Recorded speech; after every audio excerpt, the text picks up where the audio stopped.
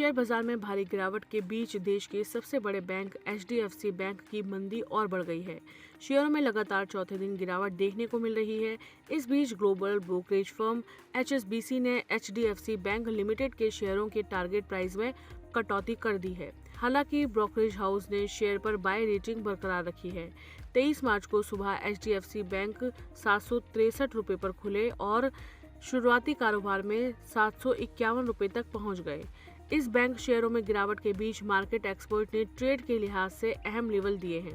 आनंद Rathi investment services में senior manager जिगर S Patel ने कहा है कि HDFC बैंक के शेयरों के लिए 740 रुपए का लेवल अहम सपोर्ट है।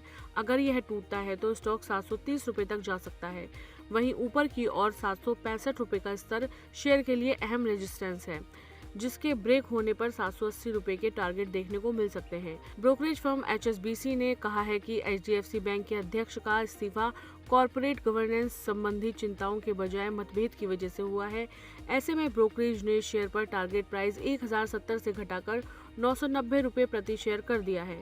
आपको बता दें कि हाल ही में HDFC बैंक में गंभीर इंटरनल और रेगुलेटरी चुनौतियों का सामना कर रहा है। हाल ही में बैंक ने अपनी दुबई इंटरनेशनल फाइनेंशियल सेंटर शाखा में क्लाइंट ऑनबोर्डिंग में अनियमितता के चलते 3 कर्मचारियों को बर्खास्त कर दिया है।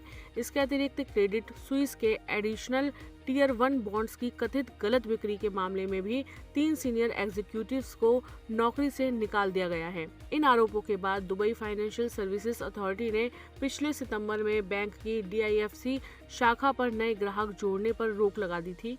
इसके अलावा बैंक के अध्यक्ष अतानु चक्रवर्ती के इस्तीफे और इन विवादों के कारण निवेशकों का भरोसा डगमगाया है।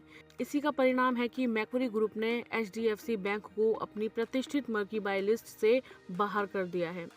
HDFC बैंक फिलहाल एक ओवरसोल्ड जोन की ओर बढ़ रहा है।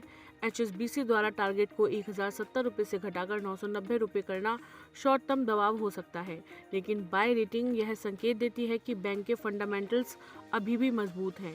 निवेशकों के लिए 770 रुपए का स्तर निर्णायक होगा।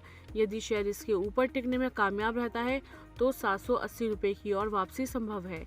हालांकि नए निवेशकों को बाजार की अस्थिरता कम होने तक वेट एंड वॉच की नीति अपनानी चाहिए।